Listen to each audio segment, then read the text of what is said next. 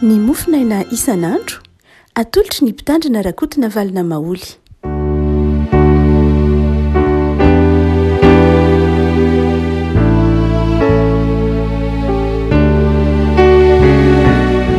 Faradarabantsika ry havako traty ity alatsinainy fahatelopolo ny volana desambra ity ny mofinaina voalahatra antsika dia ny filazan-tsaramaso araka ny Matio toko fahatelo amby roapolo. Matio toko fahatelo amby roapolo raisina amin'ny andininy voalohany ka ajanona amin'ny andininy faharoa ambin'ny folo amin'ny anaran'i Jesosy. Ary tamin'izany Jesosy dia niteny tamin'ny vahoaka sy tamin'ny mpianaka ka nanao hoe eo amin'ny fipetrahan'ny Mosesy no hipetrahan'ny mpanoran-dalàna sy ny fariseo. Ko amin'izany izay rehetra lazainy dia ataovy ka tandremo, fa aza mba manao araka ny asany satria niteny ihany izy nefa tsy manao. Eny mame entana sady mavesatra ny sarotra entina izy ka manaingana izany eo amin'ny zorok'ny olona, nefa ny tenany tsy mety manetika izany na dia amin'ny malatsa-tanana anankiray aza. Ary ny asany rehetra dia ataony mba ho hitan'ny olona, fa ataony lehibe ny filakiterany ary ny ataony vaventy ny somotra aviaviny, ary tiany fitoerana aloha eo amin'ny fanasana izy sy ny fipetrahana aloha eo amin'ny sinagoga, sy ny hoarabain'ny olona eny an-tsena ary ny ataon'ny olona hoe rabio, fa ianareo kosa aza mba mety atao hoe rabio, fa iray ihany ny mpampianatra anareo ary ianareo rehetra dia mpiraharaha avokoa. Ary aza milaza olona ety an-tany hoe rainareo, fa iray ihany ny rainareo dia izay any an-danitra. Ary aza mba mety atao hoe mpitarika ianareo, fa iray ihany mpitarika ianareo dia Kristy. Fa izay lehibe aminareo no mpanompo anareo, fa izay manandra-tena no ahitry ary izay manety tena no asandratra. Ray maso no manamasinana ny fahamarinana ny teninao no fahamarinana. Amen. Mamarana ity taona ity tsika raha-pitsoriavana, ary ny leson'ny fanetretena no nivavahana nandritra ny volana desambra. Ny antony moa dia satria mifanandrify amin'ny krismasy izany fanetretena izany. Anio tsika dia ao anatin' izany fanetretena izany no mbola omen'ny tompo hafatra antsika amin'ny alalan'ny filazantsara araka any Matio. Jesosy indray maka dia niteny manao hoe ny voan'ny hazo no hamantaranareo ny hazo. Tsy misy fomba hamantarana ny hazo hoy Jesosy afa-tsy amin'ny alalan'ny voany ihany. Dia tahaka izany koa ny mpino tsy misy hahafantarana anareo tahaka ny raha tsy amin'ny alalan'ny voa izay hoentinareo no hamantarana ny mahampino anareo. Raha toa ka jerena amin'ity Matio toko fahatelo amby roapolo ity dia mazava ny hafatr'i Jesosy raha tarafina amin'izany hoe ny voan'ny hazo no hamantarana azy dia izao ny hamantarana ny mpanompon'Andriamanitra, tena mpanompon'Andriamanitra dia ny voaterany anankiray dia izao ny fanetretena. Ny fanetretena. Zava-dehibe ry havako amin'ny fiainan'ny mpanompon'Andriamanitra, amin'ny fifandraisany amin'Andriamanitra ny fanetretena. Ao anatin'ny fanetretena no ianaran'ny olona ny fiainam-panahy na ny toe-panahy araka an'Andriamanitra. Betsaka ny olona ireo mpanompon'Andriamanitra nantsoin'Andriamanitra ka ninian'Andriamanitra nampandalovina fanefena manokana mba hanana ilay fanetretena. Zao mantsy, ny fanetretena dia tsy toetra tonga ho azy ao anatin'ny olona raha tsy hoentin'ny fanahin'Andriamanitra. Mety misy fanetretena izay ambaran'i Paoly ho fanetretena aitraitra, fa raha mitenitsika hoe fanetretena ambaran'ny tenin'Andriamanitra eto dia fanetretena ateraky ny fihaonana amin'Andriamanitra. Fanetretena ateraky ny fanefen'Andriamanitra koa aza. Mety mahazo fanetretena koa ny olona amin'ny lafiny ataontsika hoe ny fanabeazana. Satria rehefa tsara taiza dia de mety anana fanetretena fa tsy zay fanetretena zay no mbola tadiavin'i Jesosy, tsy le fanetretena teraky ny fifandraisan'ny olona samy olona hoe za mila manaja anao satria olombelona ianao a, de tsy le fanetretena humaniste, le fanetretena hoe mila ajaiko ianao satria olona, mila ajaiko ny zonao satria olona ianao. Tsy de zay loatra le fanetretena tian'ny tompo hananany mpino, fa fanetretena zay ateraky ny fiainana amin'Andriamanitra ho tsika, fanetreteraky ny fahatsapatsika fa tsy nitsinona antsika raha tsy eo Andriamanitra, fanetretena ahatsapatsika fa ilaitsika koa ny namantsika, manana zay maha izy azy tahaka atsika izy.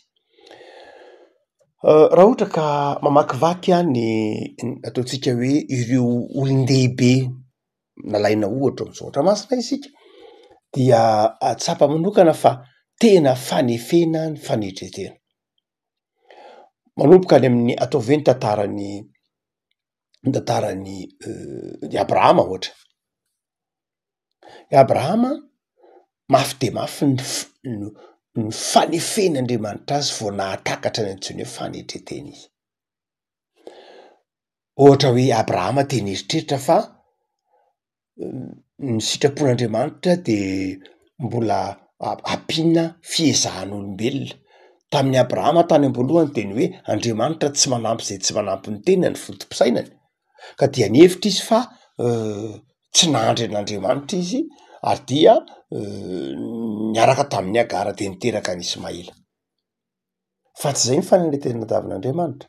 Fanetretena tadiavin'Andriamanitra de fanekena fa io Andriamanitra io de mahay ny zavatra rehetra ary mahatanteraka ny sitrapony arak'izay lazainy.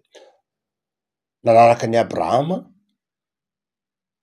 Josefa, dia rehefa tonga Josefa, aiza moa ny lalana nanefen'Andriamanitra ny Josefa? Tany Egypta. Nataon'Andriamanitra, navelan'Andriamanitra ho namidiny rahalahiny, nalatsaka tany anaty fatsakana, namidiny rahalahiny, tonga andevo, nigadra tany Egypta sy ny sisa rehetra. Nofolahan'Andriamanitra, nitezain'Andriamanitra ary de tao anatin'izany nianaran'i Josefa ny fanetretena. Ka nahitany Josefa ny voninahitr'Andriamanitra. Ho eto Matthieu manao hoe zay manetretena no asandratra. Betsaka ny te hisandratra fa tsy handalo amin'ny lalan'ny fanetretena tefen'Andriamanitra. Betsaka ny maiky hisandratra ny olombelona fa tsy manaiky ho tefen'ny tsy fahampiana, manaiky ho tefen'ny ny fiainana, mety ho tefen'ny Andriamanitra koa raha milafiny ara-panahy. Manohy tsika raha ohatra ka ny tantaran'ny Josefa no raisintsika ohatra, azontsika mbola raisina koa ny tantara hafa andeha ataontsika hoe ny tantaran'ny Davida. Davida tsy tonga de tonga mpanjaka namiry raty amin'ny testamenta taloha tsy akory. Rehefa avy niady tamin'ny nandresy an'i Goliaty Davida, nandresy an'i Goliaty Davida tsy avy hatrany de mpanjaka. Nosorana mpanjaka tao Hebrony Davida fa tsy avy hatrany dia neken'ny zanak'Israely na mpanjaka azy. Nosorana mpanjaka izy fa mbola noenjehiny Saoly izy aloha, mbola fofoiny Saoly ny ainy, nandositra tamin'ny toerana maro, tonga tany anaty zoy aza, nandositra tany amin'ny tanànany Akisy, be dehibe ny zavatra tsarotra mbola ny lalovan'i Davida. Zay vao tonga mpanjaka izy. Nitefen'ny tompo anana fanetretena izy. Raha tsy nanana fanetretena Davida tsy niteny tamin'ny Saoly manao hoe sanatria amiko nikasika ny vahoatsin'i Jehova. Fanetretena hoe natolotr'Andriamanitra hoe eto amiko ny ainao, saingy zao tsy nikasika anao. Ho tsika hoe tsy Davida ihany, Paoly zay fatatsika fa na nianarana hoe Paoly izy ange bitika ny heviny Saoly ny anaran'ny Saoly, anaran'ny Paoly teo aloha, fa saingy rehefa tonga apôstôly izy de nataony hoe Paul Paulus madinika, nanaiky ho madinika rehefa ninjera tany amin'ny lalan'ny Damascus, nandeha teny ambony soavaly ary tsy nahitany maso jamba ny tantanin'ny olona, ny fahanan'ny olona, ny ila niankina tamin'ny olona, tefen'Andriamanitra nana fanetretena. Tsy avy hatrany de toetra voajanahary ao anatin'ny olona ny fanetretena, fa toetra hoentin'ny fanahan'Andriamanitra ny tena fanetretena. Ary zay no tsy nahitany zany teo amin'ny fariseo. Zay ny tsy nahitana ny fariseo ka natonga ny tompony teny taminy hoe ny azo any de efa darina amin'ny vo, de zao tsy hitanareo tao amin'ny fariseo reo toetrareo, tsy hitanareo tao amin'ny mpanoratan-dalàna reo toetrareo. Satria nahoana? Satria tsy nanaiky ny fanefen'ny tompo izy, tsy nanaiky no tefen'ilay fivavahana izy, fa izy indray no nanefy ilay fivavahana. Tsy nanaiky namboarin'ilay fivavahana ny fiainany, fa izy indray no nanamboatra ilay fivavahana ifanaraka amin'ny fiainany. De hoy Jesosy, lasa tsy izy no nanompo fa izy no tompoina.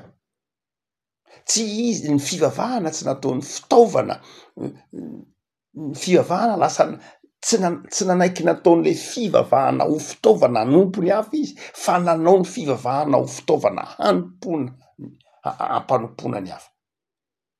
Lay fivavahana lay fivavahana, tsy lay fivavahana angeny ratsy e, tsy ny fivavahana mazava ho azy ny fivavahana tsara, zay no antony nanomezan'Andriamanitra ny fivavahana. Fa izao rehefa nivilanina ny fariseo sy ny mpanoratan-dalàna, Jesosy tsy niteny hoe tsy ilaina le fivavahana, mazava ho azy io tenin'ny Jesosy, mipetraka eo amin'ny toeran'ny fariseo, eo amin'ny toeran'ny Mosesy ny fariseo sy ny mpanoratan-dalàna. Tena ilaina ny fivavahana.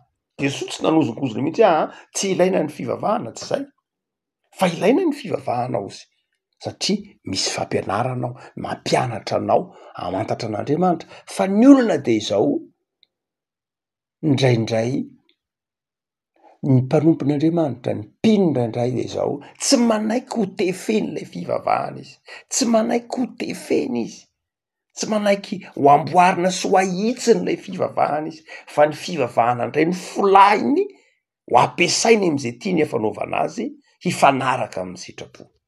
De tsy fivavahana tsony izy Jesosy, enoy fotsiny ho zay lazainy fa aza manao ny asany. Satria be de be ny asan'ny olona, be de be ny asan'ny mpino, izay manova lay fivavahana mba hampanompona ny hafa indray. De tanysain'i Jesosy ny toetra ny mpanoran-dalàna maro isan-karazany, mitomany miady lohany mandrakariva, te ho honohany mandrakariva, te ho eny aloha, miady voninahitra, miady titre. Ary zany zavatra indraindray hita ao anatin'ny mpino, miady titre, zany vo manana diplôma ohatr'izao, zany voaka tamina sekoly ambony ohatr'izao, indraindray ara ianona no mpitandrina nanoka anahy, ianona ny mpiandry nanoka anahy, ianona ndraindray zany ady varotra zany ndraindray hita ao anatin'ny mpino. Efa mpino izy, ndraindray raha mifidy za ratsy ranona, tsy raha tsy paster ohatr'izao, tsy ekeko anao ny batisan'ny zanako, raha tsy lasa na koa hoe za raha tsy paster ohatr'izao, tsy mety manoka anahy, raha tsy mpiandro ohatr'izao, tsy ametrahan'ireny tanana, lasa toe-javatra tahak'izany ndraindray. Lasa lay fivavahana, lasa tsy Jesosy tsony ny ivony, tsy lay fitiavana tsony ny ivony. Mazava ny tenin'ny Jesosy io, hoy izy manao hoe nareo ange iray tampo nareo, iray tampo nareo, andininy fahavalo, ary ianareo rehetra de mpiralahy avokoa, ianareo rehetra de mpiray tampo avokoa. Rehefa miteny hoe mpiray tampo de zao, tsy misy mieritreritra mihitsy ny anankiray ho hafa fiaviana noho ny hafa, iray tampo tsika, loharano iray zany ny pory atsika. Ary satria rehefa ray tampo dia zay iray kitapo anankiray iny aviana, de zao tsy hisy mihitsy eritreritra ny hafa ho hafa noho izy, ho loharano hafa ny poirany ka hivelany tenany na tsy hifandraisany na tsy rarahiny.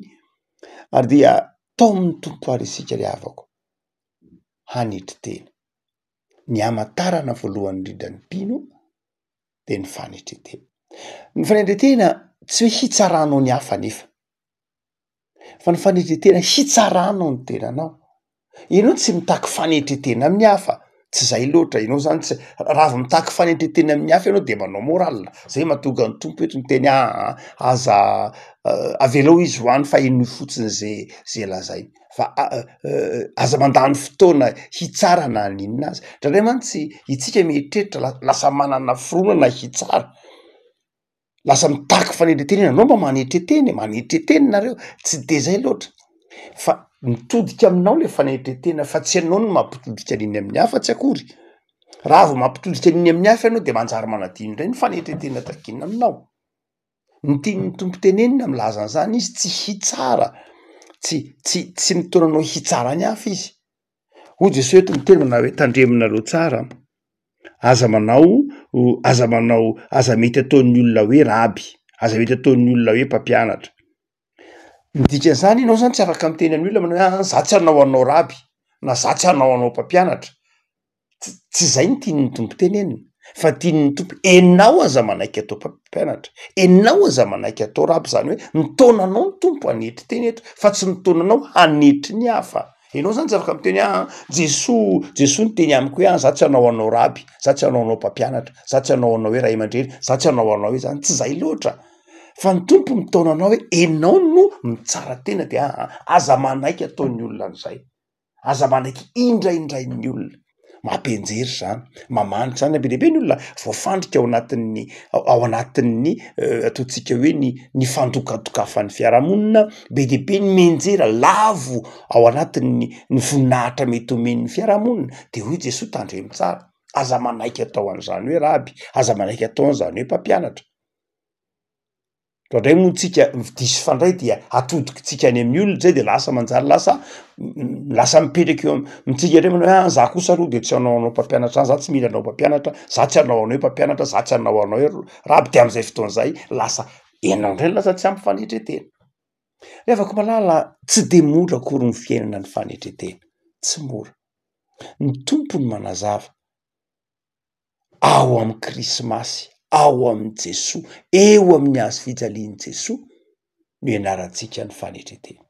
Toerana roa no nomen'ny tompo ohatra ianarantsika ny fanetretena. Ny voalohany de zao, mianatra amin'ny fanetretena isika ao amin'ny tranon'ombon'ny Betlehema. Ary ny faharoa, mianatra ny fanetratentsika eo amin'ny tendrombohitry Kalvary. Ireo toerana ireo no mbanjin'ny mpino de vitany manetrotena. Tao tranon'ombon'ny Betlehema zany, tranon'ombon'ny Betlehema zany inge tavam-potoana ny antikité, ny tranon'omby tsy mitovy amin'ny tranon'omby zay henantsika ankehitriny zao. Tsisy ifandraisany mihitsy. Raha ny tranon'ombon'ny Betlehema tam'izany fotoana zany no entina am'izao de zao tsy azo atao, tsisy biby azo na biby am'izao raha tsy medika an'izany. Any avanim-potoana ny antikité ka ny tranon'omby tam'izany fotoana zany mamofona, maimbo. Ndraindray dia efa zezika efa antaonany maro ny fatratra ao le tranon'omby, ary miataka amin'ny tanàna fa tsy hoe akaikely hoe 5 metatra na 10 metatra miala amin'ny trano fonenana, fa mbola mandeha lavitra ny tanàna, mandeha hatramin'ny 200 metatra, 300 metatra, miala amin'ny tanàna lay tranon'omby. Miataka kely 80 metatra raha indrindra miala amin'ilay tanàna satria rebe le fofona. Zany ny toerana nahaterahan'i Jesosy. Nanaiky ho teraka am'izany loto izany, zany fofona izany, zany ny toerana na inona zany ny toerana nahaterahan'i Jesosy zanak'Andriamanitra nahazo zao rehetra zao. Nefa nanaiky, ary inona moa zay isika mitaha am'zany zanak'Andriamanitra izany. Hoy Jesosy manao hoe ao aminy no ianarantsika ny fanetretena. Ny hazo fijalian'i Kristy zay nampianatra antsika hanompo ny hafa. Ny hazo fijalian'i Kristy zay mampianatra antsika hanompo ny hafa ka ny tenenan Jesosy hoe mamelà ny elony, mamelà ny elok'io fahavalo io, fa tsy fantan'izay ataony. Havako malala ny fanetretena dia ao amin'ny Jesosy no ianarantsika azy. Raha tsy olona manana fiainana miaraka amin'ny Kristy de zao tsy manana fanetretena izy, tsy ampy fanetretena izy. Paoly manazava an'io, Paoly de ao anatin'ny fampianarana ny ekleziolojia amin'ny Paoly dia Paoly hoe ny fiangonana de indrindra amin'ny Efesiana dia ny fiangonana Paoly de zao tahaka ny olombelona, ka ny vatany de Jesosy ary ny vatany de mpino fa ny lohany de Jesosy, ny lohan'ny fiangonana de Kristy. Zany hoe ny lohany dia mifandray amin'ny vatana. De zao ny mpino dia mifandray am'ilay loha izy. Raha vao tsy mifandray am'ilay loha izy, mifamato-piainana am'ilay loha, amy Kristy izy de tsy manana fanetretena mihitsy, tsy anana fanetretena izy. Ao amy Kristy no ifandraisany am'izay loha. Mety misy ve mpino mifandray amy vatana fa tsy mifandray amy loha? Misy tokoa. Tsy voatery hoe Jesosy eto miteny hoe raha miaraka amy tompo tsika de miaraka am'ilay loha zany. Fa tsy mamaky atsika indray miaraka am'ilay vatana zany hoe miaraka am'lay lay rafim-piangonana. Tena zava-dehibe ny fiangonana mazava ho azy. Fa ianao miaina ao anatin'ny fiangonana, raha vao tsy miaina raha vao tsy ao anatinao Jesosy, rehefa tsy teraka ao am-ponao Kristy, rehefa tsy diovin-drano Kristy anao de tsy manana fanetretena. Rehefa tonga anatin'ny fiangonana ny fahazarana, zany akory tsy hoe ifampitsara. Fa am'izay maha-fiangonana anao zay de zao miteza iaina ny tenin'Andriamanitra, miteza andray an' Jesosy ao am-po. De am'izay fotoana zay tafatambatra am'ilay loha ianao, araka ny teolojia am Paoly. Fa mety misy tokoa olona anankiray na mpino na natao hoe kristiana anankiray, kristiana tokoa ve zany hoe indraindray variana am'ilay vatana izy, zava-dehibe lay vatana, variana am'lay mety ho endriky ivelany aza, tahaka ny fariseo, variana am'lay ataontsika hoe fandamindaminana ao anatin'lay fomba-pivavahana izy. Ka tsy ny fomba-pivavahana no ny fomba vavahana fitaovana nge reny nge fitaovany ny fomba fandaminana maro samy hafa nge tsy tanjony e. Tsy tanjona nge reny ataontsika hoe fandaminana be dehibe ao anatin'ny fiangonana. Eny fa na dia zay mety ho lafin-javatra madinidinika iainantsika, tsy tanjona nge reny. Na ny fiangonana ara nge tsy tanjona fa fitaovana nataon'ny Kristy mba hahatonga atsika hitombo amin'ny finoana, hahatonga atsika ombia ao amin'ny fanjakan'Andriamanitra, na hahatonga atsika hiaina ny fitiavan'Andriamanitra. Fa tsy tanjona nge tsy tanjona koa reny fandamina maro samy hafa. Tena ilaina izy ireny mazava ho azy, satria amin'ny alalan'izy ireny no izorantsika ho amin'ny fahamasinana, nitaizantsika ho amin'ny fahamasinana izy ireny. No zany de zava-dehibe izy saingy rehefa tsy eo le tena fiainana miaraka amy Kristy de mety ho zavatra tsinitsinina izy ireny. Mahatonga ny Paoly miteny manao hoe io ange izy na de atolotolo-dorana ara nge le tenako hoe, na afoko omeko ho an'ny malahelo daholo ara nge mifananako rehetra. Mety tsisy heviny ange zany rehetra zany, rehefa tsisy fitiavana, tsisy heviny ange zany rehetra zany, rehefa tsy miray am'ilay loha de Kristy isika, na inona.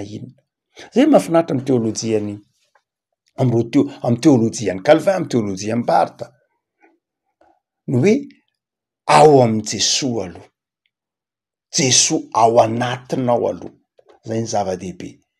Enao manana Kristy ao aminao, sy enao ao amy Kristy, enao itoeran'ny fahaterahan'ny Kristy ny zava-dehibe.